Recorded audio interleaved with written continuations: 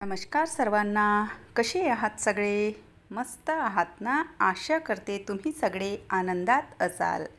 तुम्हा सर्वांचं अगदी मनापासून स्वागत आहे आपल्या चॅनलवरच्या आजच्या या व्हिडिओमध्ये. तर पावसाळा सुरू झाला आहे, पण पावसाने ना नेमका कोणाच्या गावाला मुक्काम ठोकला आहे माहिती नाही. कारण पाऊस बघा आता ना म्हणजे अजिबात येतच नाही आहे. पावसाळा सुरू झाला आणि त्या दरम्यान सुरुवातीला ना 8-1 दिवस चांगलं पाणी पडलं आणि त्यानंतर ना जो पाऊस गायब झाला आहे, तर पाऊस काही यायचं नावच घेत नाही आहे. आणि सुरुवातीला जेव्हा पाऊस पडला ना त्यावेळेला बघा झाडांची कंडिशन इतकी छान वाटत होती आणि झाडंसुद्धा इतके फ्रेश टवटवीत आणि हिरवेगार वाटत होते. असं वाटत होतं की बघा इतक्या कोरड्या याच्यानंतर ना झाडांना अगदी असं अमृत मिळालं की काय. तर अशी अवस्था स्टार्टिंगच्या पावसाच्या दिवसामध्ये होती आणि आता पुन्हा आणखीन झाडं जी आहेत ना तर ते पाहिजे तेवढे फ्रेश काही वाटत नाही. कारण बघा पावसाळा म्हणजे ना झाडांसाठी आनंदाचा ऋतू असतो, पण पाऊस अनियमित असेल तर झाडांची एक्स्ट्राची काळजी आपल्याला घ्यावी लागते. पाणी कधी द्यायचं, किती द्यायचं आणि कोणत्या चुका टाळायच्या, तर अशा बऱ्याचशा गोष्टी असतात. कारण झाडंसुद्धा बघा त्यांची ना खूप अशी काळजी घ्यावी लागते. मी तर म्हणेन की झाडांना बघा अगदी ना आपल्या लेकरांसारखंच जपावं लागतं. कारण त्यांच्याकडे ना थोडंसं दुर्लक्ष झालं की झाडाला लगेच कोमे जायला लागतात. जसे मुलांकडे कसं बघा आपलं ना थोडंसं दुर्लक्ष झालं की मुलं नाराज होतात आणि मग ते आपल्याशी बोलतील नाही, तर असं काय काय त्यांचं चालू होतं ना. तर अगदी झाडांचं सुद्धा बघा तसंच असतं की झाडांकडे थोडंसं आपलं दुर्लक्ष झालं किंवा आपण जर त्यांची काळजी व्यवस्थित घेतली नाही की झाडंसुद्धा लगेच नाराज होतात. तर पावसाळा सुरू झाला की असं वाटतं आपल्याला की झाडांना ना पाणी द्यायची गरज नाही. पण खरं चित्र ना अनेकदा वेगळंच असतं. पाऊस पडतो पण पुरेसं पाणी मुळांपर्यंत काही पोचत नाही आणि नकळत आपले जे झाडं आहेत तर ते सुखायला लागतात, कोमे जायला लागतात. तर याच अशा अनियमित पावसामध्ये किंवा या सीझनमध्ये आपल्याला कोणत्या चुका टाळायच्या आहेत आणि काय करायचं आहे, तर हेच तुम्हाला आजच्या या व्हिडिओमध्ये बघायला मिळणार आहे. तर सगळ्यात पहिले तर बघा पावसाळा सुरू आहे याच्यामध्ये पाणी म्हणजे झाडांना पाणी देण्याची गरज नाही. तर हा भ्रम तर सगळ्यात आधी डोक्यातून काढून घ्या. कारण बघा प्रत्येकच कुंडीला पाणी लागेल असं नसतं. आणि सध्या आता पावसाळा सुरू आहे पण पाऊस मात्र गायब झालेला आहे. पाऊस अजिबात येत नाही. त्यामुळे दिवसातून एकदा तरी झाडांना तुम्ही ना नक्की पाणी घाला. म्हणजे आपण काय करतो की आता पावसाळा सुरू आहे आणि पाऊस जरी येत असेल नसेलही येत तरी आपल्याला असं वाटतं की पावसाळा सुरू आहे. पण पाऊस येत नसेल तर झाडांना पाणी देणे जे आहे ना तर ते खूप गरजेचं असतं. दुसरी गोष्ट म्हणजे झाडांना ना छान असं खुंटलून घ्यायचं. कारण बघा अचानक वरचा पाऊस येतो आणि सगळी जी झाडातली माती आहे ना तर ती पूर्ण अशी ना चिकट होऊन जाते, कडक होऊन जाते आणि अगदी अशी घट्ट होऊन जाते. तर त्यामुळे ना झाडांची जी माती आहे तर ती खुंटलून घ्यायची. म्हणजे त्याच्याने बघा एकतर ना झाडांच्या मुळांना अगदी अशी फ्रेश हवा मिळते आणि दुसरी गोष्ट म्हणजे त्यांना ऑक्सिजनसुद्धा छान मिळतं. आणि खूप असं गरम वातावरण आहे जेव्हा आपण असं झाडांना खुंटलून घेतो ना तर त्यावेळेला बघा झाडांच्या मुळांमध्ये सुद्धा पाणी होल्ड करून ठेवण्याची कॅपॅसिटी असते. तर त्यामुळे या वातावरणामध्ये ना 3-4 दिवसातून किंवा 8 दिवसातून एकदा तरी तुम्ही झाडांना खुंटलून घ्या. आणि ऋतू कुठलाही असो झाडांना ना खुंटलून घेणं खूप महत्त्वाचं असतं. त्यामुळे ना झाडाच्या हेल्थवर खूप छान असा परिणाम आपल्याला दिसून येतो. तर ही दुसरी गोष्ट. एकतर पाणी त्यांना चांगलं असं रेग्युलर द्यायचं. खूप अति पाणी द्यायचं नाही. नाहीतर कधी-कधी काय होतं की पाऊससुद्धा येतो आणि आपण त्यावेळेला मग त्यांना पुन्हा पाणी देतो. तर याच्यामध्ये सुद्धा झाडं खराब होतात. पावसाचं जे पाणी आहे ते नॅचरल पाणी असतं. ते झाडांना मिळालं की त्याच्यानंतर मग आपल्याला पाणी देण्याची गरज नाही. अतोनात जर पाऊस येत असेल आणि अशा याच्यामध्ये मग पुन्हा आपण झाडांना पाणी देतो तर याच्यामध्ये सुद्धा आपले झाडं खराब होतात. पण पाऊस जर येत नसेल तर त्या याच्यामध्ये दिवसातून एकदा तरी तुम्ही झाडांना पाणी द्या. शक्यतो सकाळच्या वेळेला पाणी दिल्यास ना झाडांना म्हणजे ते चांगलं असतं. दुपारच्या वेळेला अगदी अशा कडक उन्हामध्ये पाणी द्यायचं नाही. एकतर मग सायंकाळच्या वेळेला म्हणजे अंधार होण्याच्या आधी झाडांना जे आहे तर ते पाणी द्यायचं. आणि सोबतच झाडांना स्प्रे करणं हे सुद्धा खूप महत्त्वाचं आहे. कारण या म्हणजे अशा उन्हामुळे रखरखत्या उन्हामुळे झाडांच्या पानांपर्यंत ना डायरेक्ट पोषण म्हणजे त्यांना मिळत नाही, पोहोचत नाही. तर त्यामुळे झाडांना स्प्रेसुद्धा करून घ्यायचं.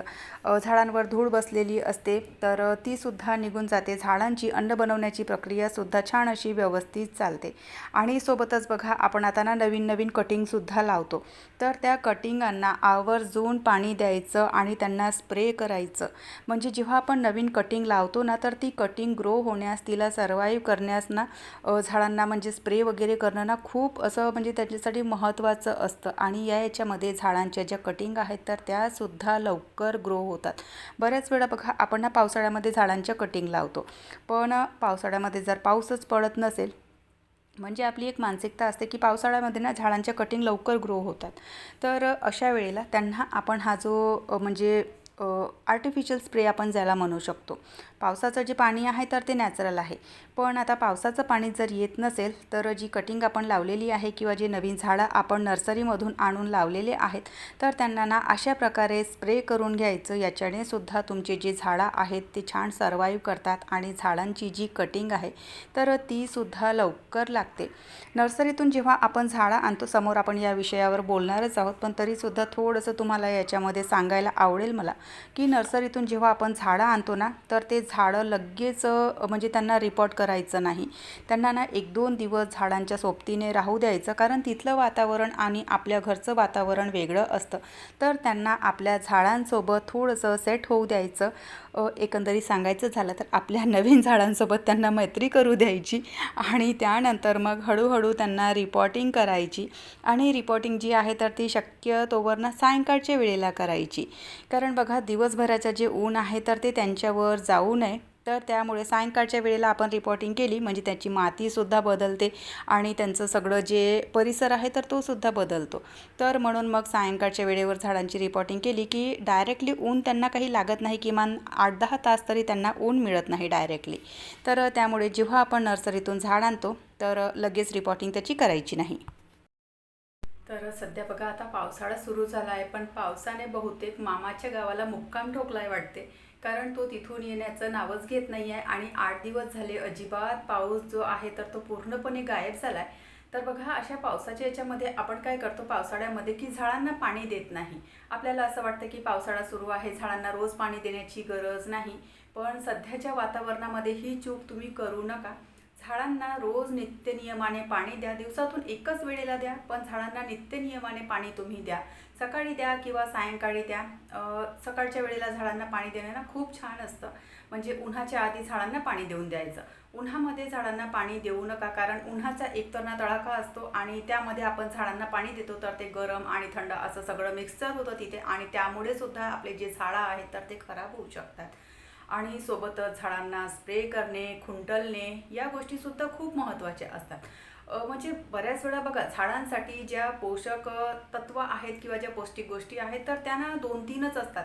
एक ना सूर्यप्रकाश पुरेसा त्यांना हवा, दुसरा म्हणजे स्वच्छ पाणी त्यांना हवं. तर या 1-2 गोष्टी, आणि हवा जी आहे तर ती खेळती असावी, तर या 2-3 गोष्टी झाडांसाठी पुरेशा असतात. पण वातावरण जर असं अदलाबदलीचं असेल, कधी एकदमच पाऊस येतो आणि कधी मग जे पाणी आहे तर ते अजिबात येत नाही, म्हणजे खूप असं गरम व्हायला लागतं. तर अशा याच्यामध्ये झाडांची आपल्याला ना एक्स्ट्राची काळजी घ्यावी लागते. तर या भ्रमात राहायचं नाही की पावसाळा सुरू आहे तर त्यामुळे आता झाडांना पाणी देण्याची गरज नाही. तर असं करू नका. सध्या जे वातावरण आहे तर ते पूर्ण असं अनियमित आहे, त्यामुळे रोज झाडांना न चुकता दिवसातून एकदा तरी पाणी द्या. सोबतच स्प्रेसुद्धा करून घ्या, मातीसुद्धा त्यांची खुंटलून घ्या. आणि त्यानंतर सध्या या गरम वातावरणामध्ये झाडांना ना खत टाकायचं नाही. नाहीतर आपण काय करतो की नर्सरीतून जेव्हा झाड आणतो आपण तर त्यावेळेला त्यांची जेव्हा रिपोर्टिंग करतो तर त्यावेळेला त्यांना खत घालतो किंवा मग जे काही DAP, युरिया जे काही आहे तर ते आपण त्यांना घालतो. पण या म्हणजे अशा गरम वातावरणामध्ये झाडांना जेव्हा आपण खत देतो ना तर ते झाडं ना खराब व्हायला लागतात. तर खत जेव्हा झाडांना द्यायचं असेल त्यावेळेला बघा वातावरण थोडंसं थंड होऊ द्यायचं आणि त्यानंतर मग झाडांना खत द्यायचं. आणि सध्या बघा आता ना नर्सरीमध्ये ना खूप अशी गर्दी आहे. आणि या सीझनमध्ये मान्सूनच्या स्टार्टिंगला, पावसाळ्याच्या स्टार्टिंगला नर्सरीमध्ये ना खूप छान छान असे झाडंसुद्धा आपल्याला बघायला मिळतात. आणि नंतर मग येतात, पण आता जितकी व्हेरायटी येते ना तितकी व्हेरायटी नंतर काही तुम्हाला ना मिळणार नाही. तर म्हणून मग आता आपण नर्सरीमधून खूप सारे झाडं घेऊन आणतो. पण नर्सरीतून झाडं आणल्याच्या नंतर त्यांना लगेच रिपोर्टिंग करायची नाही. त्यांना 2-3 दिवस आपल्या घरच्या वातावरणामध्ये ना सेट होऊ द्यायचं. आणि त्याच्यानंतर मग त्यांची जी रिपॉटिंग आहे तर ती करायला घ्यायची. रिपॉटिंग करताना त्यांच्या खालची जी माती आहे, जी नर्सरीतली माती असते, तर ती माती पूर्ण काढायची नाही. त्यांना जसं आपण मधून काढून ना अगदी कुंडीमध्ये ठेवतो, तर तसंच आपल्याला करायचं आहे.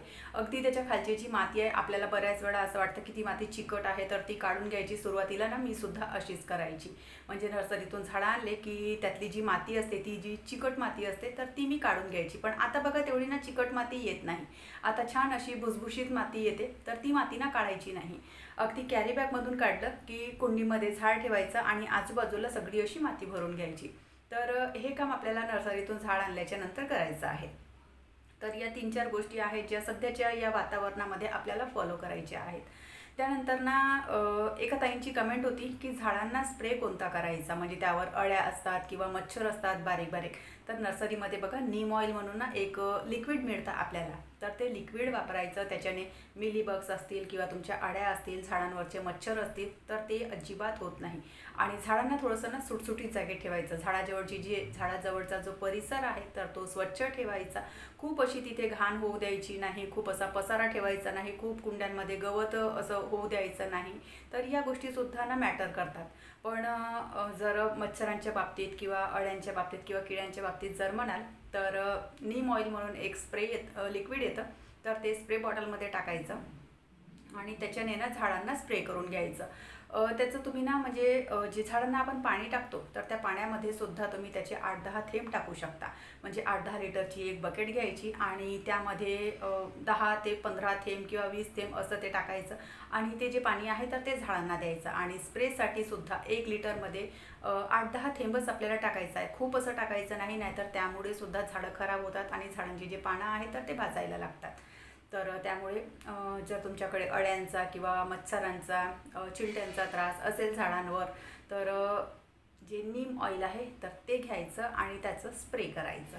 तर चला, या वातावरणासाठी अशी छोटीशी माहिती मी आज तुमच्यासाठी घेऊन आलेली होती. तर आशा करते की ही जी माहिती आहे ती तुम्हाला आवडली असेल आणि तुम्हाला कामीसुद्धा येईल. तर चला, आजचा व्हिडिओ मी इथेच संपवते. आशा करते तुम्हाला आवडला असेल.